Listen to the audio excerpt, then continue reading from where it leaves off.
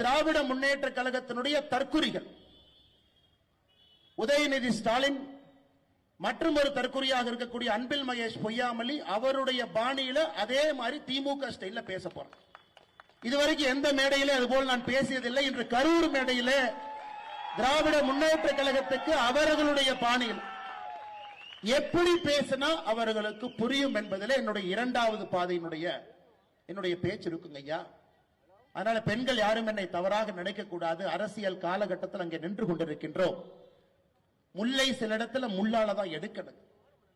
ஒரே பொய்ய திரும்ப திரும்ப சொல்லி குழந்தைகளுடைய எதிர்காலத்தோடு விளையாண்டு அவர்கள் மட்டும் நன்றாக இருக்க வேண்டும், நம்முடைய குழந்தைக்கு தரமான கல்வி கிடைக்கக்கூடாது, நம்முடைய குழந்தைகள் வாழ்க்கையில மேல வந்துடக்கூடாது என்பதிலே தெல்ல தெளிவாக ஒரு அரசியல் கூட்டம், ஒரு குள்ளநெறி கூட்டம் தமிழ்நாட்டில் இருக்குதுங்க ஐயா. 60 ஆண்டு காலமாக தெல்ல தெளிவா இருக்கிறார்.